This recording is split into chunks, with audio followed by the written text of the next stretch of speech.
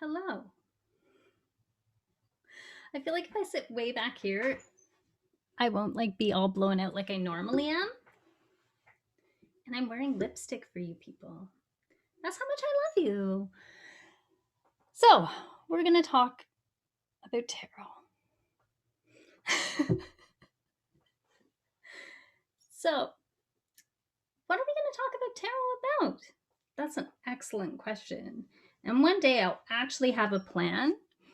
Today's not that day, but one day I'll have this plan. And you'll be like, I remember when she never had plans. I knew her back then. I don't know where I'm wearing my earphones, but we are, and that's what we're doing right now. I think what we should talk about is tarot and free will.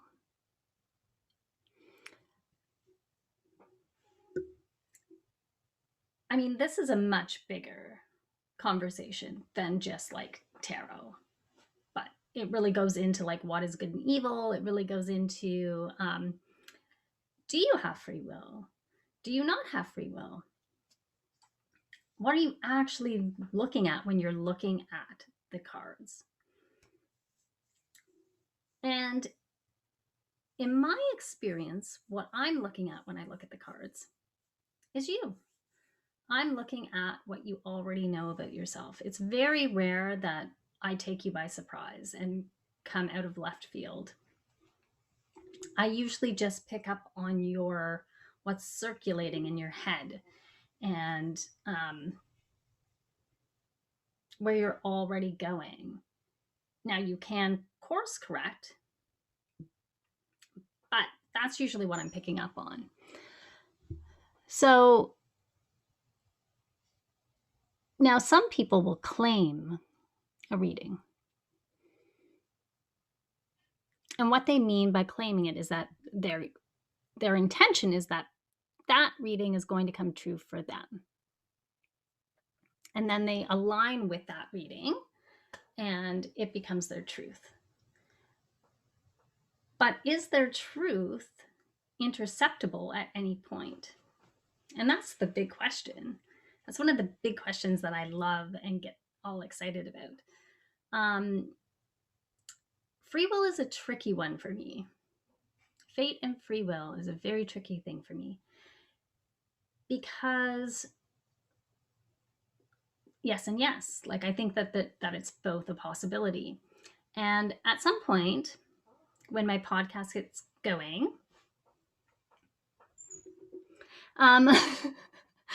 we're going to talk about the various interpretations of the Bible, because two of them are polar opposite. One is it's a manifestation guide. That's the Neville Goddard new thought theories that sort of came out probably I'm guessing the late 19th century and early 20th century. Neville Goddard being one of the big ones, Joseph Murphy, Power of the Subconscious Mind, hypnosis, all that stuff, Edgar Cayce, all that stuff that reality is hackable through thought and visualization and feeling. And then there's the exorcists. And I'm the only person that will be I love the Catholics. Oh my God, I love the Catholics. They're so interesting. And a lot of people didn't know that I was planning on becoming an anthropologist. And my study was specific to body and belief systems. So I studied things like exorcisms, Christian mysticism, folk saints. The tensions between the Catholic Church and the folk saints is really, really interesting. The Latin American folk saints, African witchcraft, hoodoo traditions in the Deep South, miracle healings. Why would you ever take, if this is available to you, why would you ever take accounting? Just obviously this is where I'm going. So like in the summer, I had discovered something, which I'm not sure if I've talked about it yet, but I discovered something called the Law of One channelings, which were done in the early 80s. I think it was like 81 or something like that. And um, they discuss the great good and the great evil, being the path of the individual being the great evil, and the path of um, service to others being the great good. But it's inverted. It's not what you think it is. And it kind of plays with my mind a lot. And because I love Catholicism and I love exorcists, I studied with exorcists. I find their whole, when you get really deep into the real base of like Catholicism, it's really fascinating. But it's all about surrendering the notion of free will to divine intervention. So you've got, and well, Neville Goddard and the New Thought say you can hack reality and that it is your right to hack reality.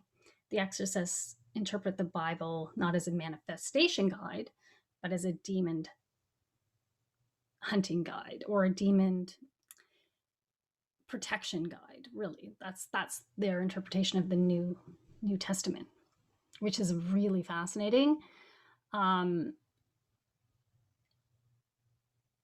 and it always comes back to, do we have free will? And do we have, even if we can hack the simulation, and I do believe we're in a simulation, I do believe that it's hackable. I know that it is. Like you can figure out how to do it, and you can manipulate reality to an extent, to the extent that your limitation of your belief limits you. But should you? Because according to the law of one and the raw channelings, you should never interfere in the free will of another. That is the great evil. Whereas controlling another, so if you look at, I'm trying to think of a really simple way to describe this, but if you look at thou shall not, that's a control and dominance and interferes. It's telling somebody else what to do, and it interferes with their free will.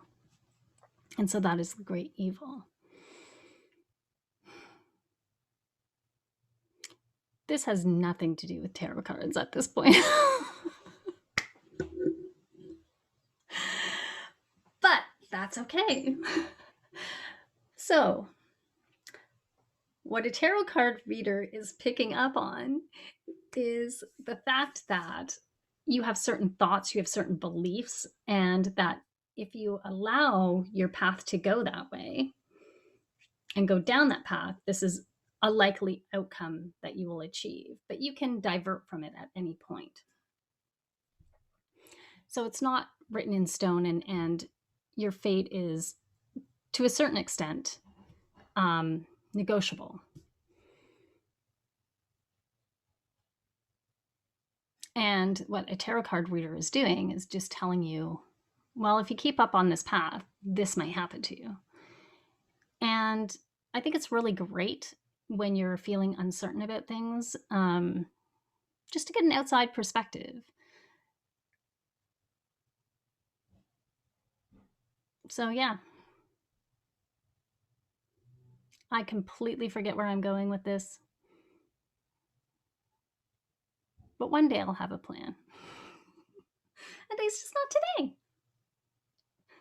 Bye.